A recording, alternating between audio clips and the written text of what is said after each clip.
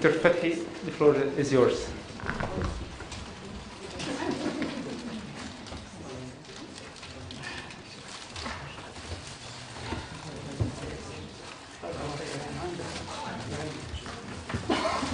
بسم الله الرحمن الرحيم الحمد لله وبه نستعين والصلاة والسلام على أشرف الأنبياء والمرسلين. My dear brothers and sisters, respected guests and everyone, Assalamu alaikum wa rahmatullahi wa barakatuh. First of all, I would like to thank Allah subhanahu wa ta'ala for giving us this opportunity to live and do good deeds, inshallah. And of course, I would like to extend my thanks to the organizers of this very important summer school, inshallah, which will be, inshallah, very beneficial. And I'm honored actually to be requested, inshallah, to take part and be one of the contributors to this school, not to teach, but to contribute, inshallah. And of course, a special thanks to Dr. Tariq Ramadan and Sheikh Chauki, my colleague, for engaging me in this program.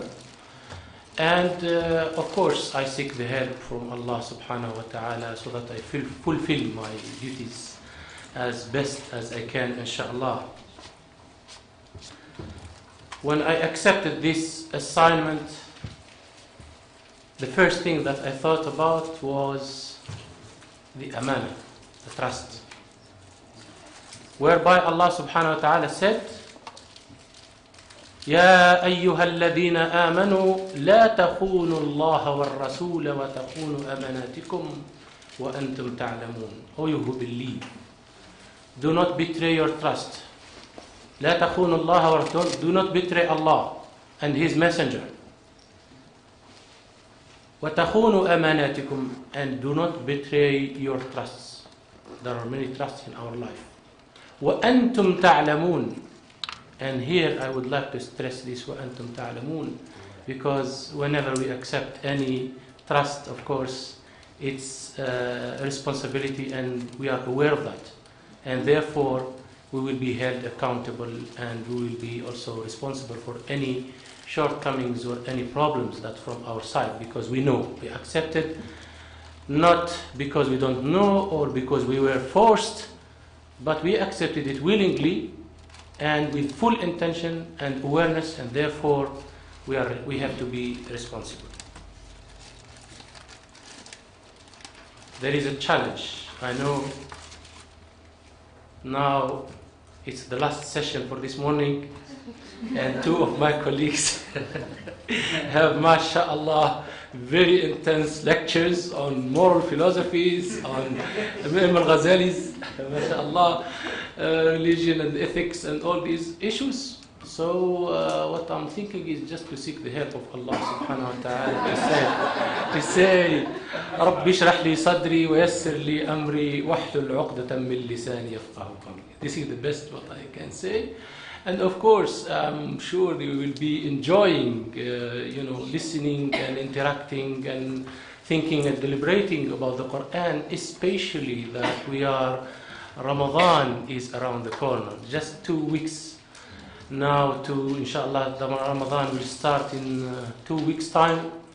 And of course, the Ramadan is the month of revelation and the month of reading, reciting, deliberating, understanding, memorizing the Quran, and most importantly is also to try our best, inshallah, to bring into practice whatever we learn, whatever we understand, because that was the practice of Prophet Muhammad sallallahu alaihi wasallam and the companions of Prophet sallallahu alaihi wasallam. When he used to read something, they don't just read it like that, but they try their best to bring it into practice. So with these words, of course, and inshallah, my hope that after this, inshallah, discussion, when you start the month of Ramadan, or from now until then, inshallah, you will have a new approach to the Quran, new areas where you can search and think and inshallah deliberate and develop And inshallah, he will benefit in this life and in the hereafter, inshallah. So, the methodology or the introduction.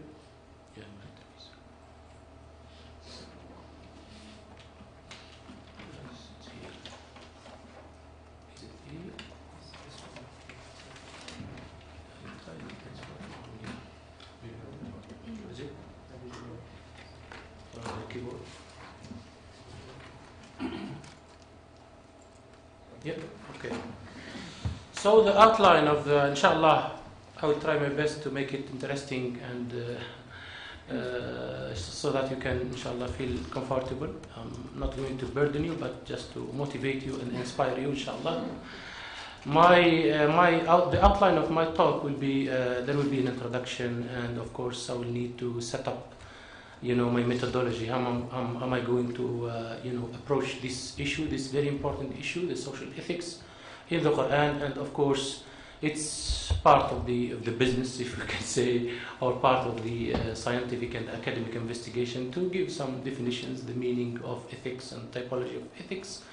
I don't think so. I will go into details in this because you have been listening to many, including this this morning's session, too many definitions of ethics and approaches, so I will just leave it like that. I will focus more on the scope and significance of social ethics in the Quran, and of course the models are very important because we Muslims tend usually to read and just leave things like that, and we do not have a clear model what we are talking about. So the social model that I'm bringing to your attention here is that we have three models in the Quran. This is, of course, in the Quran, there are many verses and many chapters, surah in the Quran that deal with ethics and social ethics specifically. But I will just share with you, inshallah, at least a few insights with regards to these three models, Surah Al-Nur and Surah Luqman and Surah Al-Hujurat. I will be more focusing on Surah Al-Hujurat. I'll give you a brief understanding of what the two other surahs, the Surah Luqman and Surah Al-Nur, have brought forth, and then inshallah I will focus more on Surah Al-Hujurat as a model because of few reasons which will be explained on due course, inshallah. So the purpose of this lecture is, of course, to seek the guidance from Allah subhanahu wa ta'ala with regards to the Quran, and as I said, in the month of Ramadan and in our life, the Quran is the main source, of course, the Islam and Islamic Sharia, and of course there is no doubt that our center, the Center for Legislation and Ethics, places the Quran as the main source. And I think Dr. Tariq have mentioned this, especially in the opening, when he set up the framework of our discussion for this summer school, inshallah. And of course, I know something which is usual and well-known, obvious, that is social ethics. It's treated mostly in, the general maw'idah, the general speeches, the khutbah Jumu'ah and the lectures. They are good, of course. We are not criticizing, condemning them. But what I'm trying to do is to bring that discussion from the general maw'idah and general lessons and remembrance on Islam to a systematic discussion, to a systematic approach where you can see the beauty of the Quran, how the Quran addresses these social ethics and the position they deserve in our life and also in our deen. Of course, one of the major and the main objective of this lecture is to educate about this issue, but my actually emphasis here is not only to address and to educate the intellect, the mind, al-aql, faqat, only, but also to inspire the ruh and the qalb. And I think these aspects are three main aspects that should be addressed, because being intellectually developed and prosperous does not always mean that you will be prosperous in your soul, in your mind, and in your practice. So my hope is that, inshallah, I will try to bring something new in this, intellectually and spiritually and morally, of course. So my role is also to motivate and inspire, not only to give some knowledge about social ethics, but at least when you go back, because subhanAllah, we learn from the methodology of the Quran how Allah subhanahu wa ta'ala addresses different people in different ways. Sometimes you find the emphasis in the Quran on intellectual issues, because some people, they only understand, or they only, for example, accept reason and logic. Meanwhile, others, they are very, very emotional, and therefore they accept something that touch their hearts and their spirit. Others, they just confront, they need something in their reality, and they want to see something concretely in the society or in their reality. Therefore, the Quran brings them. Others, they will like stories and examples, and we have, alhamdulillah, in the Quran many stories, including the story of Yusuf, Luqman, and you know the story of Ahl al-Kahf, and many stories, and also many examples. So subhanallah, this methodology is very, very important, because a human being, they have different, aspects, and sometimes they are inclined to this or inclined to that. So overall, we will provide this and see how people respond, inshallah.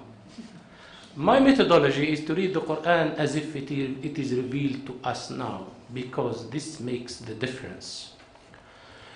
I actually was inspired by an incident that happened to Muhammad Iqbal, the Allama Muhammad Iqbal. When he was small, he used to read the Quran every day.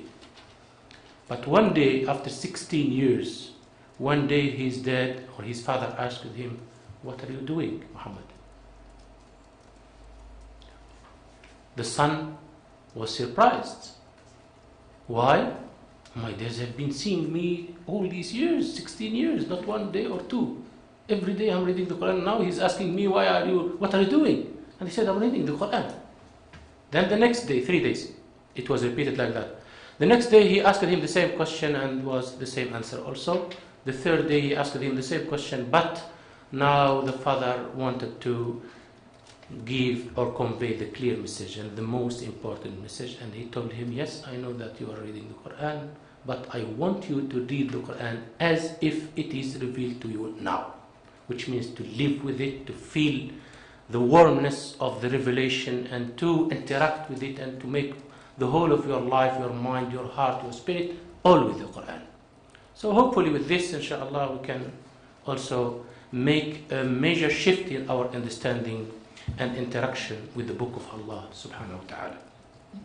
Then practically, of course, when we treat the Quran and we deal with the Quran, in this context, of course, we are talking about the social ethics in the Quran. Of course, we are going to deal with the verses and the chapters of the Quran. And therefore, we need at least two very important methodologies that are well established, we can say nowadays, in addressing Quranic studies or Quranic issues. And one of them, of course, you might be surprised if I say Tafsir bil-Ma'thur, when people say, how come that you are now addressing social ethics, but then you are referring to the one of the eldest, methodology of tafsir, that is Tafsir al-Quran bil-Quran, and you explain the Quran with the Quran, and explain the Quran with the sayings of the Prophet ﷺ and the Sahaba.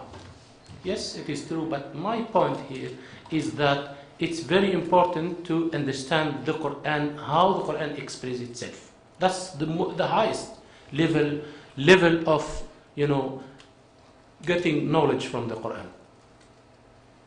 Then, of course, the Tafsir al-Mawdu'i. Tafsir al-Mawdu'i is one of the Islamic, one of the tafsir methodologies that is getting developed, inshallah, and specifically it focuses on gathering all the texts, all the verses surrounding one topic or one theme, many topics within one theme, and then they will try to analyze, understand, construct, reconstruct the understanding so that they come up with a clear Quranic understanding of that topic. So it's very important. You will see, inshallah, how we can really use this methodology to understand many topics in the Quran. And of course, finally, the final point is that there are two main methodologies that are useful, but I prefer the first one.